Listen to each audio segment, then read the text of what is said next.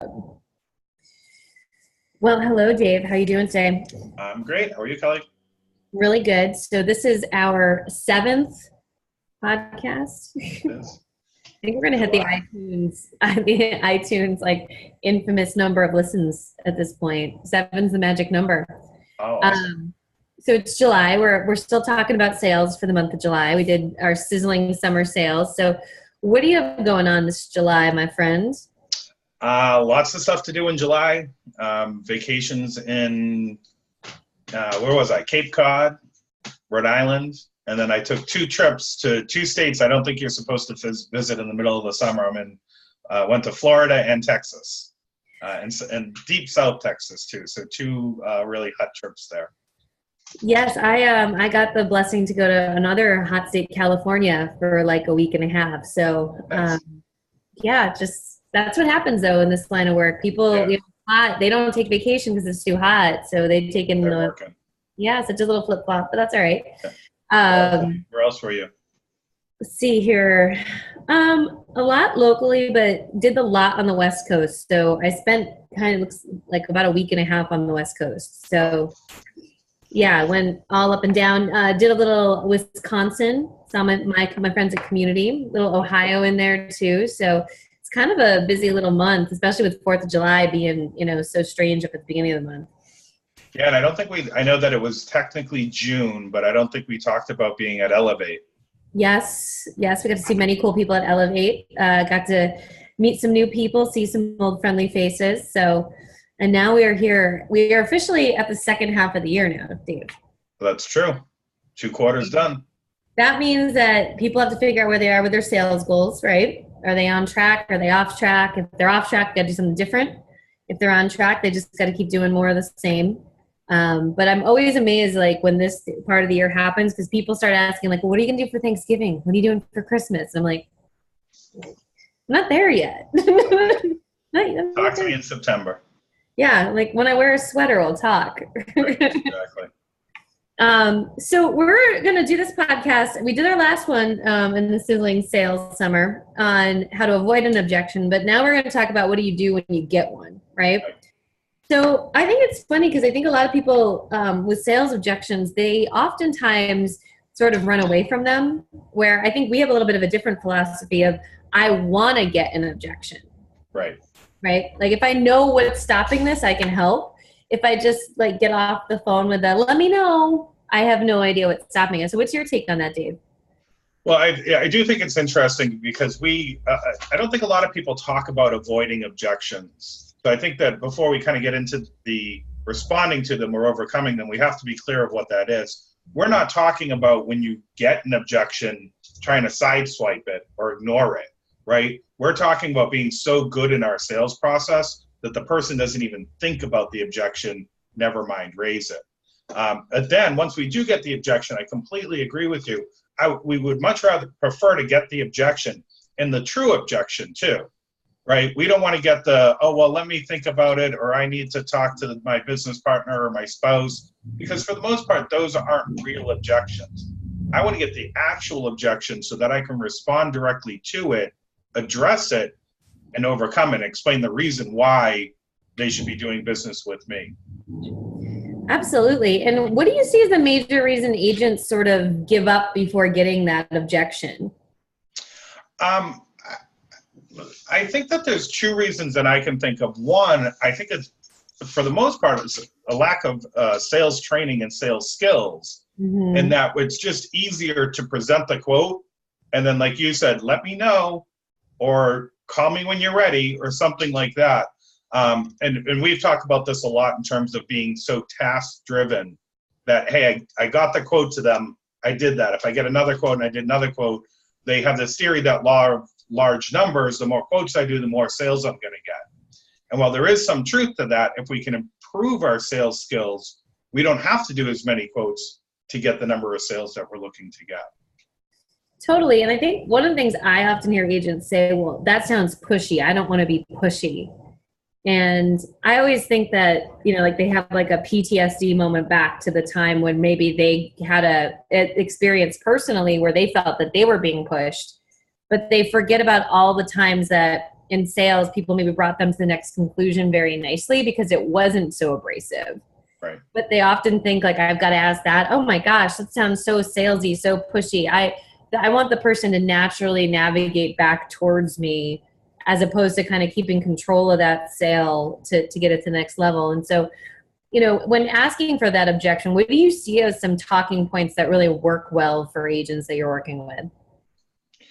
Well, I think what you really want to do is make sure that you have a good close that allows the person to actually have to respond to you in terms of coming up with the objection. So some of the examples we've given in, well, let me know, or give me a call, or any of that, it's too easy for the person to just say, click, okay, sure, I'll call you, and hang up the phone.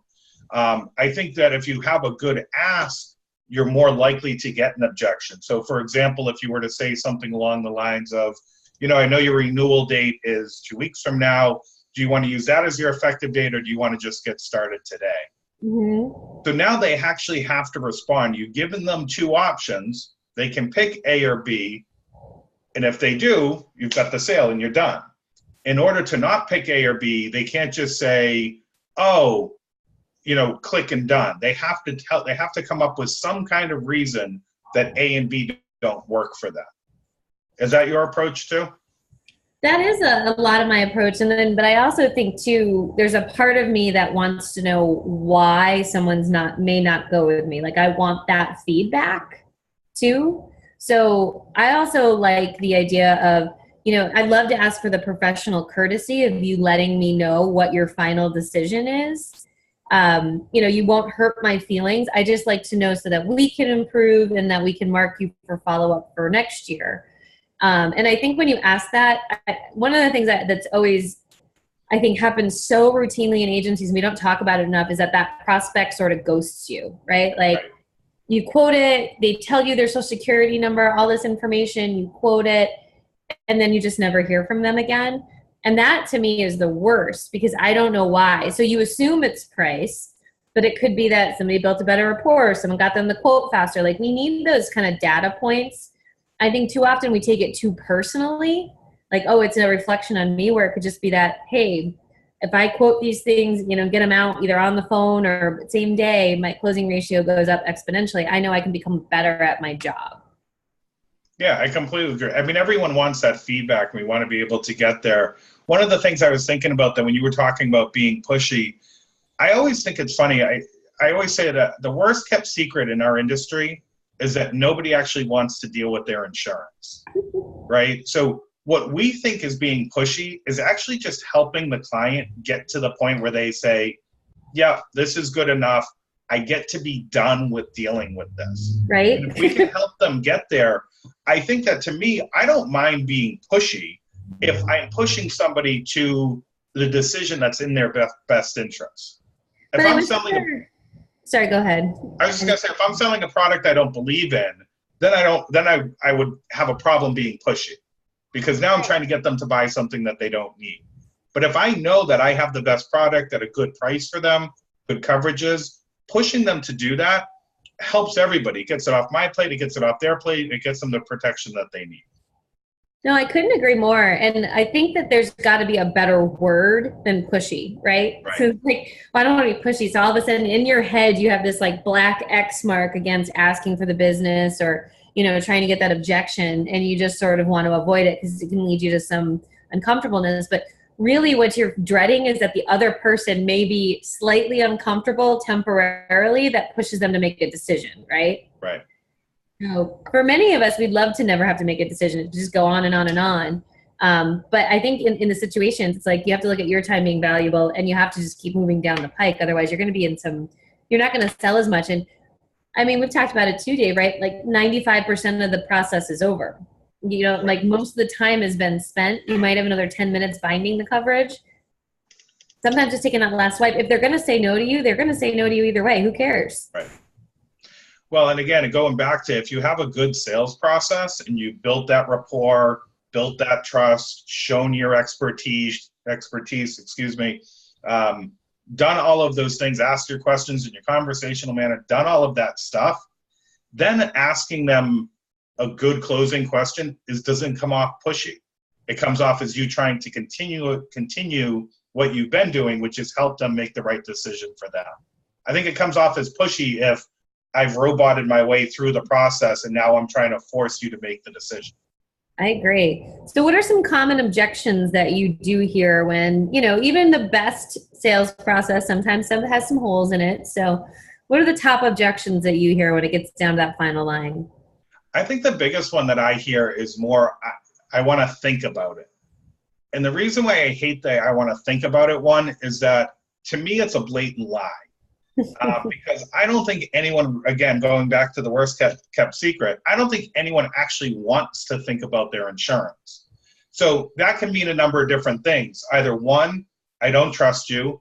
One, I don't like you enough, or we haven't built enough rapport. It could be I've got somebody else that, I have better rapport built with that I'm waiting on. So I want to get his number or her number first before I move forward. So to me, the reason why I don't like that one, but it's a good one for somebody to throw out there when they're trying to throw up a roadblock to a sale, is because it doesn't really give me all the information I need to be able to help you come to a decision. Well, and I also think too, it's like that's when you feel the most pushy. Like you said, I want to think about it. What is my response going to be? And if you're not prepared and you don't have a planned out response, our natural reaction is like, oh, great, you think about it and let me know, right? Right. Whereas like if you know what you're going to say next that drives the best result and you say it 5 times, it becomes not as overwhelming. And so, one of the things I always like to say when somebody says I'd like to think about it, I always go back and say, well, great, what are your major concerns? Like right. You got to keep them talking at that point because they'll start telling, well, I'm waiting another quote. Okay, that's a real thing that you can work through. Now you have a real objection. Yeah, or, I've got to go home and ask my wife if it's okay that we saved $1,000 on our insurance. Yeah. Like, oh, okay. But you have to realize, like, I think, you and I have talked about, I think maybe another podcast, but that I need to think about it as sort of like a shell, and you have to keep diving down to get to that real objection. Even if it's actually I have a lower quote, I just don't want to do business with you. Well, I think a lot of times being honest with the person helps too, especially, again, if you've done your sales process and you have your rapport. It would be very easy to say, oh, okay, well, typically when I hear that, it means I haven't done a good job of explaining a particular aspect. Is there something that you'd like me to review with you further? Right. Usually, if you can come back with kind of an honest, like, I hear what you're saying, but to me, there's something else here, and get to that deeper level, then, the person might say, hey, my brother-in-law is an agent and he told me not to do anything until I got the quote. Okay, now I know what I'm dealing with. Now I can say, hey, when's he getting back to you? Oh, he hasn't told you? Well, how about if you don't hear from him by Thursday, I'll give you a call then and we'll move forward. So that we're setting that expectation, we're setting the rules of the road for completing that sale without just kind of being like, oh, okay, we hit an objection. Call me if you ever need me. Right. And I think too, one of the things we always love, and I know this kind of goes into avoiding the objection, but is like giving people options. So instead you're asking which option do you want to go with versus yes or no. And that tends to throw down the objections like pretty hard. Like it's like, oh, B looks good. You're getting those yeses and the buy-ins along the way. Yep. The person's like psychologically bought in. So like the next step is just natural because it wasn't just yes or no to this one quote. It was, okay, yeah, that makes sense. Let's add on towing. Let's do this. Like they've got their buy-in to sort of build their own policy at the end. Yeah, and we talk about that a lot when we talk about presenting the quote. One of the reasons why we don't encourage people to email quotes is that you can't email a quote if the person has decisions that they have to make. Mm-hmm. I can't email you the quote because I'm going to get these decisions. That has the added benefit of, as you're saying, they're building the policy. So they're the ones saying, yes, I want to save that $200 by having the $1,000 deductible. Oh, I see your point about the higher BI limit. So yes, so we're going to do that. So you give them those 3 or 4 options. And then when it comes down to, okay, you've built the policy the way you want it, let's move forward. You don't have to ask it, what do you think? Do you like it? Do you have any questions? You don't ask those questions. You can just ask, have 2 or 3 solid closing questions that aren't a yes or a no, that get them to either choose A or B, or have to step up and say, here's my objection. The way I look at it is actually like the Whole Foods salad bar. Have you ever been to a Whole Foods salad bar? I have. I don't know where you're going with this one. I haven't heard this one, Cal. No, this is new. If they had a scale along the way at the Whole Foods salad bar, like your salad would be like significantly smaller, right? But then you get up to the end and you're like, how did I have a $17 Whole Foods salad that I made myself with a bunch of random things that don't go together at all, but they were just so interesting. They look so good along the way.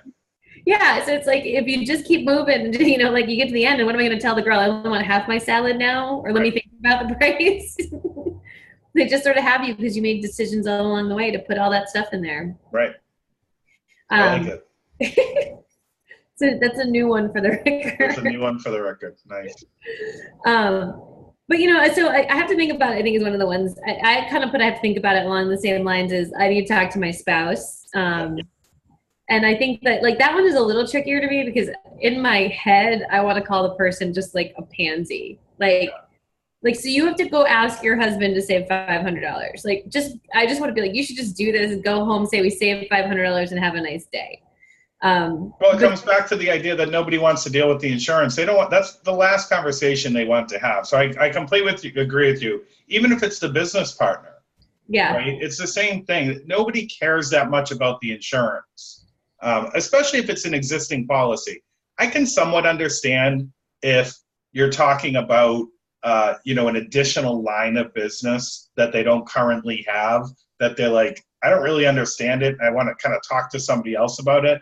But if you're simply taking over a policy, you're improving coverages, saving the money or slightly more, there's no way that the business partner or the spouse cares enough to, take 5 minutes out of their day to have that conversation. I couldn't agree more. And more importantly, the likelihood that the two spouses, if they do actually talk about it, communicate it correctly, is literally 0%. Right. Literally. Might be -5. Another objection I do here, and I actually appreciate this one, which is, your price is too high. That means someone actually had the guts to come out and say, I have a better quote. This is the scoop. This is what I'm making my buying decisions on. But again, if you go back and you follow a good sales process, you found there are other pain points, which you can go back and hit up and try to drive a wedge into it. But what do you think? I know a lot of people will say, send me that quote and I'll look into it. I'm going to be honest. If I was in that situation, I wouldn't send the quote. I would just be like, yeah, I'll do it, and then keep moving. You're saying after you've gone through the presentation, they've given the options, all of that? Yeah, and then all of a sudden they just see the price and they're higher. And they said, send me the other quote you have. I wouldn't bother. I'd always be like, yeah, my mind's made up. I don't want to deal with this anymore.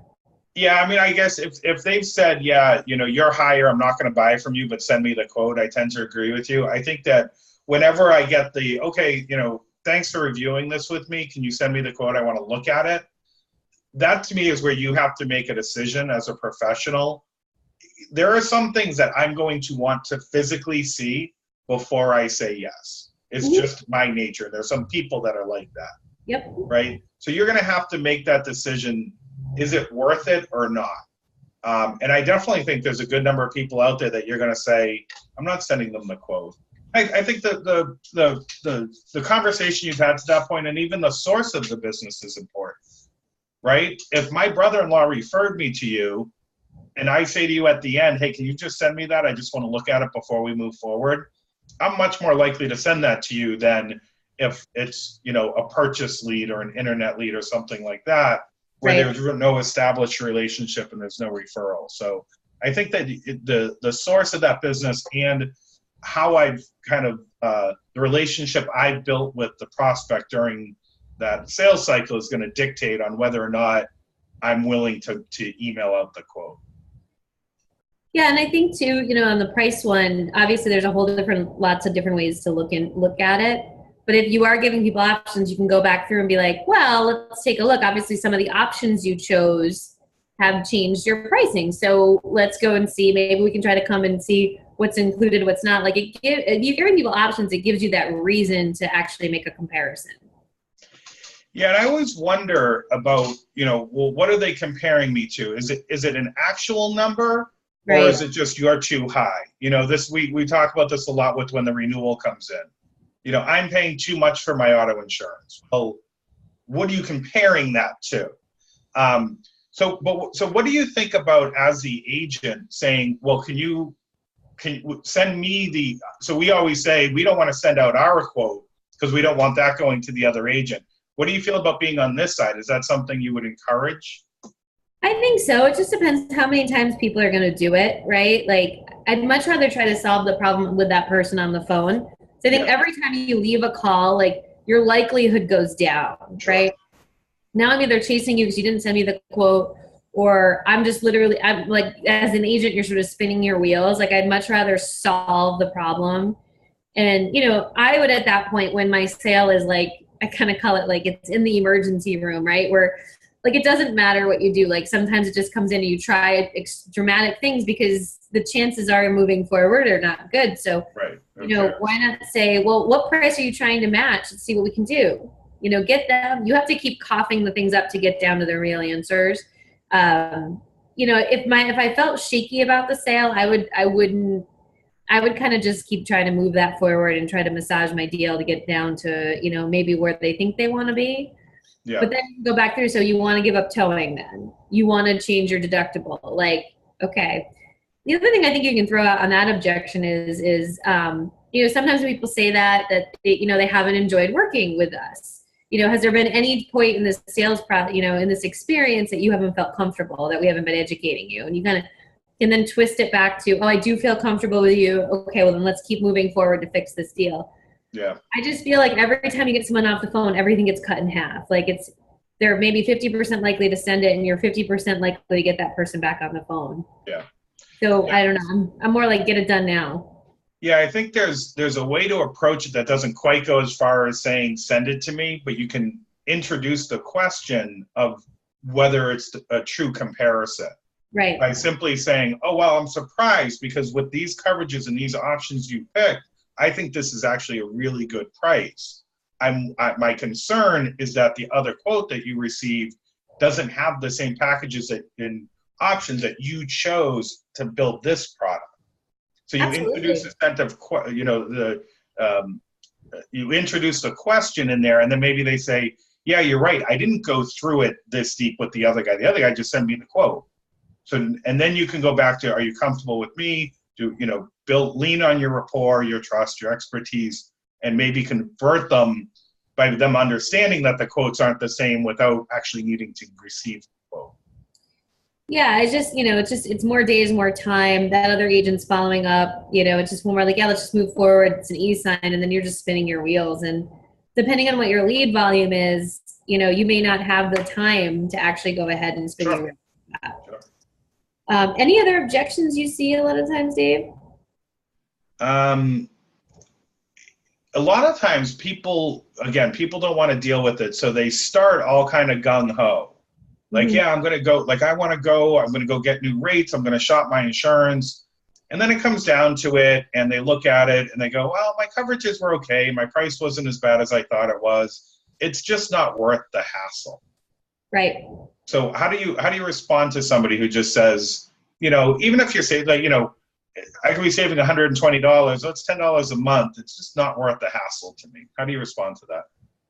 Well, I always say there was a reason that they called you and not their current agent, right? So there's like something in there that got the process started along the way. And that's why you have to kind of tap into it. And this is why, especially in personal lines, we just, quickest sales process, they're emotional, they're more likely to do it. But I do think that, when, it's just not that worth it, you have to lean back on, are you, proactively making renewal calls? What are you bringing to the table that could be different? If they're in a 6-month policy and you're offering a year-long policy, remind them their rates are locked in. So you really have to kind of at that point ask, why did they really go through this whole process? Maybe $120 is enough, but they're literally, and this is why we always recommend e-sign, they're literally have to do this. Right. Well, that's what I was going to say. So I agree with all those, like, point out all the great things about your agency and why it should work with you. But I think you should also point out, look, you're 95% of the way there. you've already invested the time. The hassle at this point is very minimal. And I agree, if you have an e-signature, they just have to do that. I would definitely take advantage of any other things you can do to make it easier on them. For example, put together the LPR for the other agent. And so that they just sign that and say, hey, sign this, send it back to me, I'll send it over to your agent. Because one of the things they don't want to do when they say it's a hassle, they don't want to call the other agent and say, hey, I'm leaving you, can you send me whatever paperwork I need? So you can take care of some of that for them, depending on the state and the policy and the line and all that. But anything you can do to make it more convenient for them. I talked to a prospect today, and he said one of his friends' $50,000 commercial auto policy canceled and won't call him back. Right. It's like, for whatever reason he left, could be $1,000,001, but won't call the agent back. It's like, that's the frustrating stuff. But that just leads to my point. A lot of people don't want to have that awkward conversation for $10 savings. So when they know that they don't, I think a lot of them assume that they have to, right? Yeah, absolutely. So now if you can take that off the table, you're in a better position. Great. Well, Dave, this has been a great conversation about objections. Objections, my favorite subject. Objections. Objections. So, we should talk a little bit about where we're at in August, right?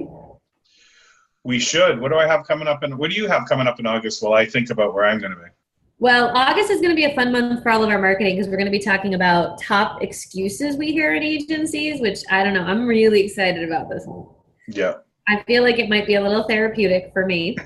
And many agency owners out there, I feel like they may have some, where they talked about my agency moments. So that's exciting. We're going to be at the Big I Educational Seminar. So that's up in Springfield, Mass. So we're one of the vendors there, which is very exciting. In August, I think you've got a little time on Cape Cod as a little vacation as well, right? Yeah, a little vacation on the Cape. I'm actually very local up here in Massachusetts. In August, I've got a number of different trainings going on, and we have a local restoration company that puts on a big event at Gillette Stadium. ARS puts on their annual insurance symposium. Yeah, we'll be at Gillette there. Stadium in August, so we'll be there at that. Yeah, so I think it'll be a good month. August is always a little slower. Everyone's getting their final golf days in. Yeah. Well, I appreciate everybody listening to this podcast, our July podcast. Join us next month when we talk about the top objections Dave and I hear inside of agencies. And if anybody has any suggestions or topics, let us know. We're happy to accommodate. But thanks again for listening. Thanks, Dave, for participating today. Thanks, and we will be back in touch with everybody next month.